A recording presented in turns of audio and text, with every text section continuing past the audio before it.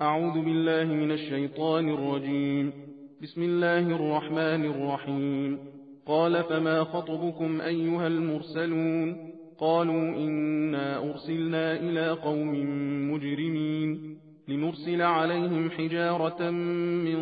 طين مسومة عند ربك للمسرفين فأخرجنا من كان فيها من المؤمنين فما وجدنا فيها غير بيت من المسلمين وتركنا فيها آية للذين يخافون العذاب الأليم. وفي موسى إذ أرسلناه إلى فرعون بسلطان مبين فتولى بركنه وقال ساحر أو مجنون فأخذناه وجنوده فنبذناهم في اليم وهو مليم. وفي عاد إذ أرسلنا عليهم الريح العقيم ما تذر من شيء أتت عليه إلا جعلته كالرميم. وفي ثمود إذ قيل لهم تمتعوا حتى حين فعتوا عن أمر ربهم فأخذتهم الصاعقة وهم ينظرون فما استطاعوا من قيام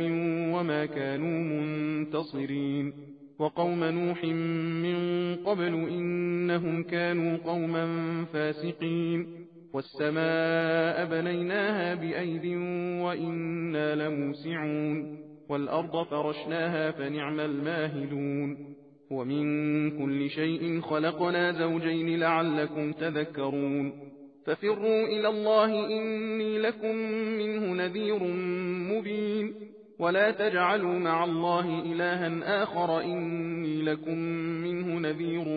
مبين. كذلك ما أتى الذين من قبلهم من رسول إلا قالوا ساحر أو مجنون أتواصوا به بل هم قوم طاغون. فتول عنهم فما أنت بملوم وذكر فإن الذكرى تنفع المؤمنين. وما خلقت الجن والإنس إلا ليعبدون ما أريد منهم من رزق وما أريد أن يطعمون إن الله هو الرزاق ذو القوة المتين. فإن للذين ظلموا ذنوبا مثل ذنوب أصحابهم فلا يستعجلون فويل للذين كفروا من يومهم الذي يوعدون. بسم الله الرحمن الرحيم. والطور وكتاب مسطور في رق منشور والبيت المعمور والسقف المرفوع والبحر المسجور إن عذاب ربك لواقع ما له من دافع. يوم تمور السماء مورا وتسير الجبال سيرا فويل يومئذ للمكذبين الذين هم في خوض يلعبون. يوم يدعون إلى نار جهنم دعا هذه النار التي كنتم بها تكذبون. أفسحر هذا أم أنتم لا تبصرون اصلوها فاصبروا أو لا تصبروا سواء عليكم إنما تجزون ما كنتم تعملون. إن المتقين في جنات ونعيم فاكهين بما آتاهم ربهم ووقاهم ربهم عذاب الجحيم. كلوا واشربوا هنيئا بما كنتم تعملون متكئين على سرر مصفوفة وزوجناهم بحور عين. والذين آمنوا واتبعتهم ذريتهم بإيمان ألحقنا بهم ذريتهم وما ألتناهم من عملهم من شيء كل امرئ بما كسب رهين. وأمددناهم بفاكهة ولحم مما يشتهون يتنازعون فيها كأسا لا لغو فيها ولا تأثيم ويطوف عليهم غلمان لهم كأنهم لؤلؤ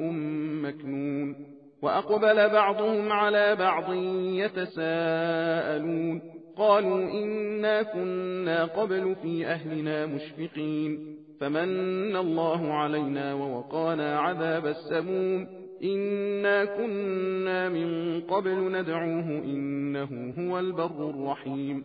فذكر فما أنت بنعمة ربك بكاهن ولا مجنون أم يقولون شاعر نتربص به ريب المنون قل تربصوا فإني معكم من المتربصين.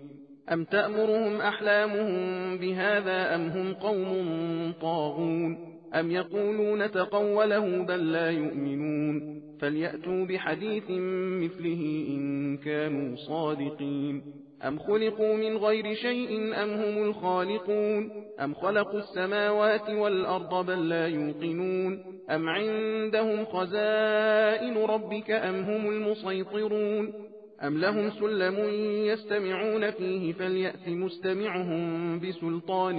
مبين أم له البنات ولكم البنون أم تسألهم أجرا فهم من مغرم مثقلون أم عندهم الغيب فهم يكتبون أم يريدون كيدا فالذين كفروا هم المكيدون أم لهم إله غير الله سبحان الله عما يشركون وإن يروا كسفا من السماء ساقطا يقولوا سحاب مركوم فذرهم حتى يلاقوا يومهم الذي فيه يصعقون يوم لا يغني عنهم كيدهم شيئا ولا هم ينصرون وإن للذين ظلموا عذابا دون ذلك ولكن أكثرهم لا يعلمون واصبر لحكم ربك فإنك بأعيننا وسبح بحمد ربك حين تقوم ومن الليل فسبحه وإدبار النجوم بسم الله الرحمن الرحيم والنجم إذا هوى ما ضل صاحبكم وما غوى وما ينطق عن الهوى إن هو إلا وحي يوحى علمه شديد القوى ذو مرة فاستوى وهو بالأفق الأعلى ثم دنا فتدلى فكان قاب قوسين أو أدنى فأوحى إلى عبده ما أوحى ما كذب الفؤاد ما رأى أفتمارونه على ما يرى ولقد رآه نزلة أخرى عند سدرة المنتهى عندها جنة المأوى إذ يغشى السدرة ما يغشى ما زاغ البصر وما طغى لقد رأى من آيات ربه الكبرى أفرأيتم اللات والعزى ومناة الثالثة الأخرى ألكم الذكر وله الأنثى تلك إذا قسمة ضيزى إن هي إلا أسماء سميتموها أنتم وآباؤكم ما أنزل الله بها من سلطان إن يتبعون إلا الظن وما تهوى الأنفس ولقد جاءهم من ربهم الهدى أم للإنسان ما تمنى فلله الآخرة والأولى وكم من ملك في السماوات لا تغني شفاعتهم شيئا إلا من بعد أن يأذن الله لمن يشاء ويرضى إن الذين لا يؤمنون بالآخرة ليسمون الملائكة تسمية الأنثى وما لهم به من علم إن يتبعون إلا الظن وإن الظن لا يغني من الحق شيئا فأعرض عن من تولى عن ذكرنا ولم يرد إلا الحياة الدنيا ذلك مبلغهم من العلم إن ربك هو أعلم بمن ضل عن سبيله وهو أعلم بمن اهتدى ولله ما في السماوات وما في الأرض ليجزي الذين أساءوا بما عملوا ويجزي الذين أحسنوا بالحسنى الذين يجتنبون كبائر الإثم والفواحش إلا اللمم إن ربك واسع المغفرة هو أعلم بكم إذ أنشأكم من الأرض وإذ أنتم أجنة في بطون أمهاتكم فلا تزكوا أنفسكم هو أعلم بمن اتقى أفرأيت الذي تولى وأعطى قليلا وأكدى أعنده علم الغيب فهو يرى أم لم ينبأ بما في صحف موسى وإبراهيم الذي وفى ألا تزر وازرة وزر أخرى وأن ليس للإنسان إلا ما سعى وأن سعيه سوف يرى ثم يجزاه الجزاء الأوفى وأن إلى ربك المنتهى وأنه هو أضحك وأبكى وأنه هو أمات وأحيا وأنه خلق الزوجين الذكر والأنثى من نطفة إذا تمنى وأن عليه النشأة الأخرى وأنه هو أغنى وأقنى وأنه هو رب الشعرى وأنه أهلك عادا الأولى وثمود فما أبقى وقوم نوح من قبل إنهم كانوا هم أظلم وأطغى والمؤتفكة أهوى فغشاها ما غشا فبأي آلاء ربك تتمارى هذا نذير من النذر الأولى أزفت الآزفة ليس لها من دون الله كاشفة أفمن هذا الحديث تعجبون وتضحكون ولا تبكون وأنتم سامدون فاسجدوا لله واعبدوا. لا إله إلا الله حقا حقا، لا إله إلا الله إيمانا وتصديقا، لا إله إلا الله عبودية ورقا. سجدت لك يا رب تعبدا ورقا، لا مستنكفا ولا مستكبرا، بل أنا عبد ذليل ضعيف خائف مستجير. سبحان ربي الأعلى وبحمده، سبحان الله. بسم الله الرحمن الرحيم. اقتربت الساعة وانشق القمر وإن يروا آية يعرضوا ويقولوا سحر مستمر وكذبوا واتبعوا أهواءهم وكل أمر مستقر ولقد جاءهم من الأنباء ما فيه مزدجر حكمة بالغة فما تغني النذر فتول عنهم يوم يدعو الداعي إلى شيء نكر خش عن أبصارهم يخرجون من الأجداث كأنهم جراد منتشر مهطعين إلى الداعي يقول الكافرون هذا يوم عسر كذبت قبلهم قوم نوح فكذبوا عبدنا وقالوا مجنون وازدجر فدعا ربه أني مغلوب فانتصر ففتحنا أبواب السماء بماء منهمر وفجرنا الأرض عيونا فالتقى الماء على أمر قد قدر وحملناه على ذات ألواح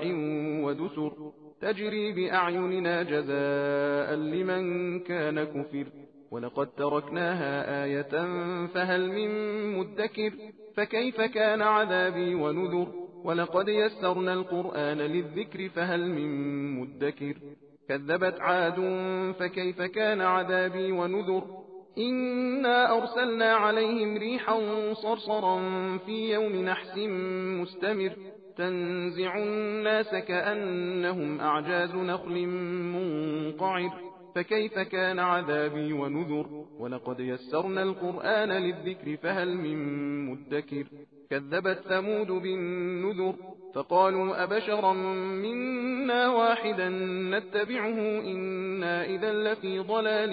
وسعر أألقي الذكر عليه من بيننا بل هو كذاب أشر سيعلمون غدا من الكذاب الأشر إنا مرسل الناقة فتنة لهم فارتقبهم واصطبر ونبئهم أن الماء قسمة بينهم كل شرب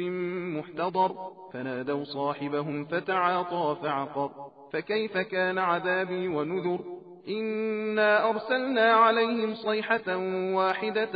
فكانوا كهشيم المحتضر ولقد يسرنا القرآن للذكر فهل من مدكر كذبت قوم لوط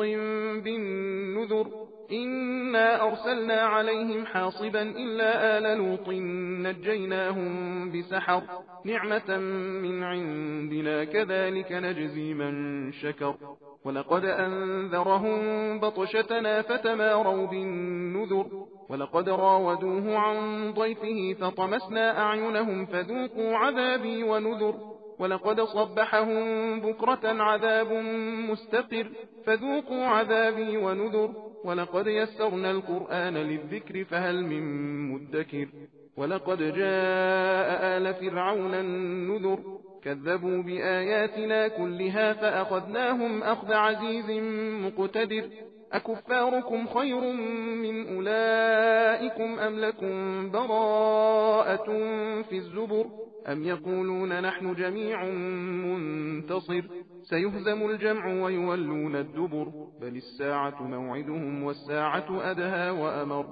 إن المجرمين في ضلال وسعر يوم يسحبون في النار على وجوههم ذوقوا مس سقر إنا كل شيء خلقناه بقدر وما أمرنا إلا واحدة كلمح بالبصر ولقد أهلكنا أشياعكم فهل من مدكر وكل شيء فعلوه في الزبر وكل صغير وكبير مستطر إن المتقين في جنات ونهر في مقعد صدق عند مليك مقتدر بسم الله الرحمن الرحيم الرحمن علم القرآن خلق الإنسان علمه البيان الشمس والقمر بحسبان والنجم والشجر يسجدان والسماء رفعها ووضع الميزان ألا تطغوا في الميزان وأقيموا الوزن بالقسط ولا تخسروا الميزان والأرض وضعها للأنام فيها فاكهة والنخل ذات الأكمام والحب ذو العصف والريحان فبأي آلاء ربكما تكذبان خلق الإنسان من صلصال كالفخار وخلق الجان من مارج من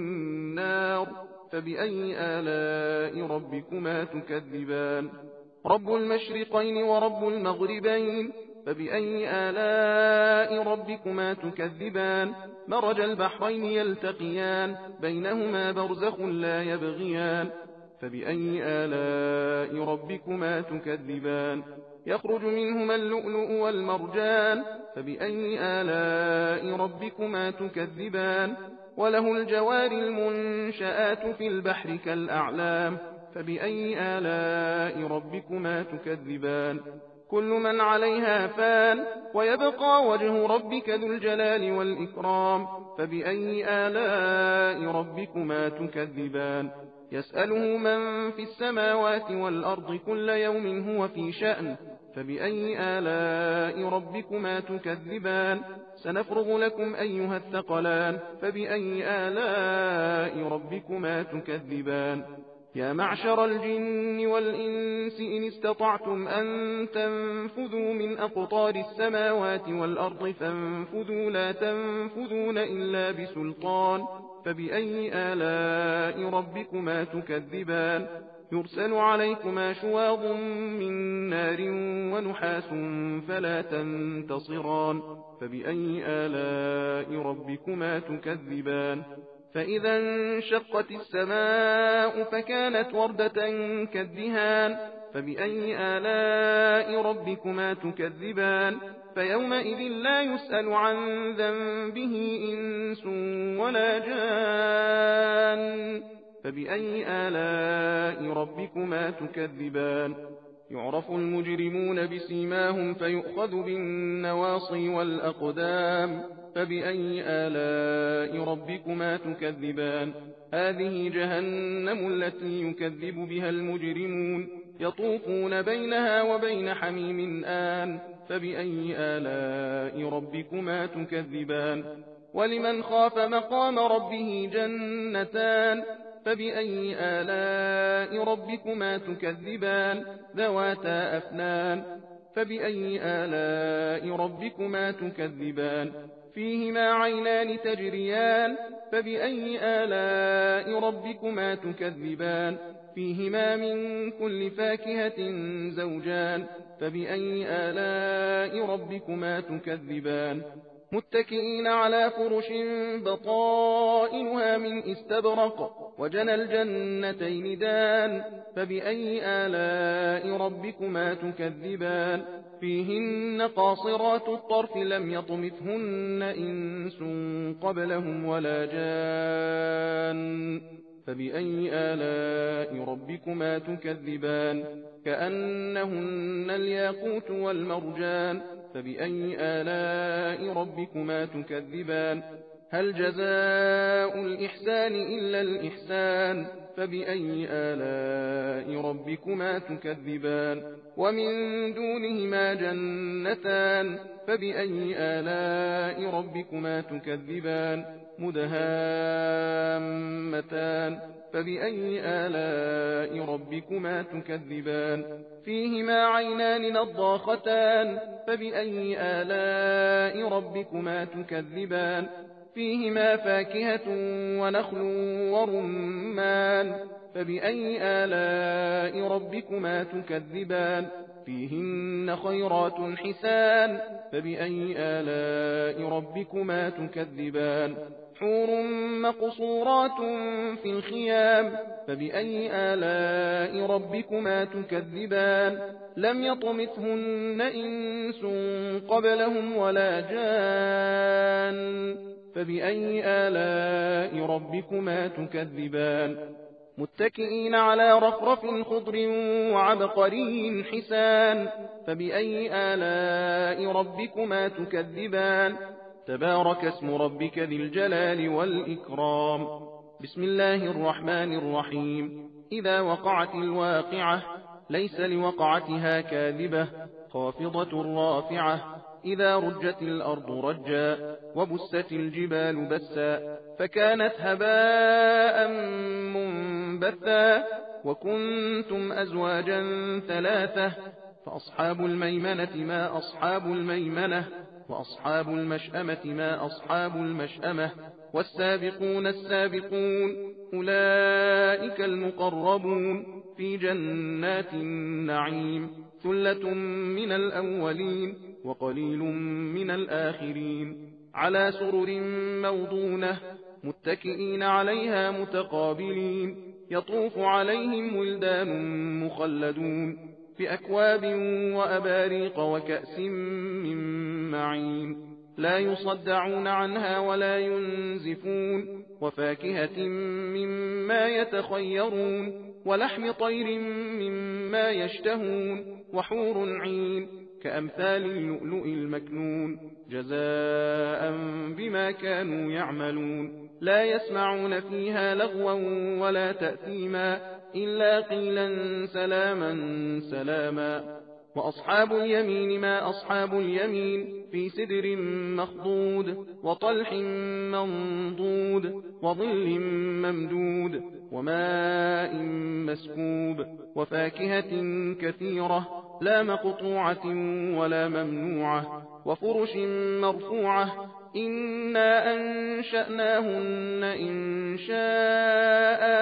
فجعلناهن أبكارا عربا أترابا لأصحاب اليمين ثلة من الأولين وثلة من الآخرين وأصحاب الشمال ما أصحاب الشمال في سموم وحميم وظل من يحموم لا بارد ولا كريم إنهم كانوا قبل ذلك مترفين وكانوا يصرون على الحنث العظيم وكانوا يقولون أئذا متنا وكنا ترابا وعظاما أئنا لمبعوثون أو آباؤنا الأولون قل إن الأولين والآخرين لمجموعون إلى ميقات يوم معلوم ثم إنكم أيها الضالون المكذبون لآكلون من شجر من زقوم فمالئون منها البطون فشاربون عليه من الحميم فشاربون شرب الهيم هذا نزلهم يوم الدين نحن خلقناكم فلولا تصدقون أفرأيتم ما تمنون أأنتم تخلقونه أم نحن الخالقون نحن قدرنا بينكم الموت وما نحن بمسبوقين على أن نبدل أمثالكم وننشئكم فيما لا تعلمون ولقد علمتم النشأة الأولى فلولا تذكرون أفرأيتم ما تحرثون أأنتم تزرعونه أم نحن الزارعون لو نشاء لجعلناه حطاما فظلتم تفكهون إنا لمغرمون بل نحن محرومون أفرأيتم الماء الذي تشربون أأنتم أنزلتموه من المزن أم نحن المنزلون لو نشاء جعلناه أجاجا فلولا تشكرون أفرأيتم النار التي تورون أأنتم أنشأتم شجرتها أم نحن المنشئون نحن جعلناها تذكرة ومتاعا للمقوين فسبح باسم ربك العظيم فلا أقسم بمواقع النجوم وإنه لقسم لو تعلمون عظيم إنه لقرآن كريم في كتاب مكنون لا يمسه إلا المطهرون تنزيل من رب العالمين أفبهذا الحديث أنتم مدهنون وتجعلون رزقكم أنكم تكذبون فلولا إذا بلغت الحلقوم وأنتم حينئذ تنظرون ونحن أقرب إليه منكم ولكن لا تبصرون فلولا إن كنتم غير مدينين ترجعونها إن كنتم صادقين فأما إن كان من المقربين فروح وريحان وجنة نعيم وأما إن كان من أصحاب اليمين فسلام لك من أصحاب اليمين وأما إن كان من المكذبين الضالين فنزل من حميم وتصلية جحيم إن هذا لهو حق اليقين فسبح باسم ربك العظيم بسم الله الرحمن الرحيم سبح لله ما في السماوات والأرض وهو العزيز الحكيم له ملك السماوات والأرض يحيي ويميت وهو على كل شيء قدير هو الأول والآخر والظاهر والباطن وهو بكل شيء عليم هو الذي خلق السماوات والأرض في 6 أيام ثم استوى على العرش يعلم ما يلج في الأرض وما يخرج منها وما ينزل من السماء وما يعرج فيها وهو معكم أينما كنتم والله بما تعملون بصير له ملك السماوات والأرض وإلى الله ترجع الأمور يولج الليل في النهار ويولج النهار في الليل وهو عليم بذات الصدور آمنوا بالله ورسوله وأنفقوا مما جعلكم مستخلفين فيه فالذين آمنوا منكم وأنفقوا لهم أجر كبير وما لكم لا تؤمنون بالله والرسول يدعوكم لتؤمنوا بربكم وقد أخذ ميثاقكم إن كنتم مؤمنين هو الذي ينزل على عبده آيات بينات ليخرجكم من الظلمات إلى النور وإن الله بكم لرؤوف رحيم وما لكم ألا تنفقوا في سبيل الله ولله ميراث السماوات والأرض لا يستوي منكم من أنفق من قبل الفتح وقاتل أولئك أعظم درجة من الذين أنفقوا من بعد وقاتلوا وكلا وعد الله الحسنى والله بما تعملون خبير من ذا الذي يقرض الله قرضا حسنا فيضاعفه له وله أجر كريم يوم ترى المؤمنين والمؤمنات يسعى نورهم بين أيديهم وبأيمانهم بشراكم اليوم جنات تجري من تحتها الأنهار خالدين فيها ذلك هو الفوز العظيم يوم يقول المنافقون والمنافقات للذين آمنوا انظرونا نقتبس من نوركم قيل ارجعوا وراءكم فالتمسوا نورا فضرب بينهم بسور له باب باطنه فيه الرحمة وظاهره من قبله العذاب ينادونهم ألم نكن معكم قالوا بلى ولكنكم فتنتم أنفسكم وتربصتم وارتبتم وغرتكم الأماني حتى جاء أمر الله وغركم بالله الغرور فاليوم لا يؤخذ منكم فدية ولا من الذين كفروا مأواكم النار هي مولاكم وبئس المصير ألم يأن للذين آمنوا أن تخشع قلوبهم لذكر الله وما نزل من الحق ولا يكونوا كالذين أوتوا الكتاب من قبل فطال عليهم الأمد فقست قلوبهم وكثير منهم فاسقون. اعلموا أن الله يحيي الأرض بعد موتها، قد بينا لكم الآيات لعلكم تعقلون. إن المصدقين والمصدقات وأقرضوا الله قرضا حسنا يضاعف لهم ولهم أجر كريم. والذين آمنوا بالله ورسله أولئك هم الصديقون والشهداء عند ربهم لهم أجرهم ونورهم. والذين كفروا وكذبوا بآياتنا أولئك أصحاب الجحيم. اعلموا أنما الحياة الدنيا لعب ولهو وزينة وتفاخر بينكم وتكاثر في الأموال والأولاد، كمثل غيث أعجب الكفار نباته ثم يهيج فتراه مصفرا ثم يكون حطاما، وفي الآخرة عذاب شديد ومغفرة من الله ورضوان، وما الحياة الدنيا إلا متاع الغرور. سابقوا إلى مغفرة من ربكم وجنة عرضها كعرض السماء والأرض أعدت للذين آمنوا بالله ورسله،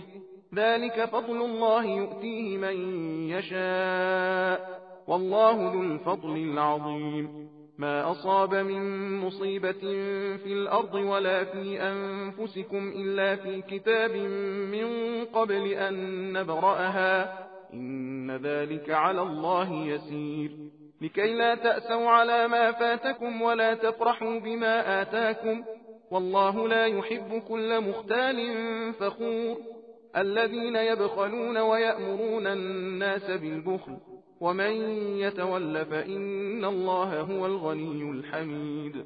لقد أرسلنا رسلنا بالبينات وأنزلنا معهم الكتاب والميزان ليقوم الناس بالقسط، وأنزلنا الحديد فيه بأس شديد ومنافع للناس وليعلم الله من ينصره ورسله بالغيب، إن الله قوي عزيز. ولقد أرسلنا نوحا وإبراهيم وجعلنا في ذريتهما النبوة والكتاب، فمنهم مهتد وكثير منهم فاسقون. ثم قفينا على آثارهم برسلنا وقفينا بعيسى ابن مريم وآتيناه الإنجيل وجعلنا في قلوب الذين اتبعوه رأفة ورحمة ورهبانية ابتدعوها ما كتبناها عليهم إلا ابتغاء رضوان الله فما رعوها حق رعايتها، فآتينا الذين آمنوا منهم أجرهم وكثير منهم فاسقون. يا أيها الذين آمنوا اتقوا الله وآمنوا برسوله يؤتكم كفلين من رحمته ويجعل لكم نورا تمشون به ويغفر لكم، والله غفور رحيم. لئلا يعلم أهل الكتاب ألا يقدرون على شيء من فضل الله وأن الفضل بيد الله يؤتيه من يشاء، والله ذو الفضل العظيم. صدق الله العلي العظيم.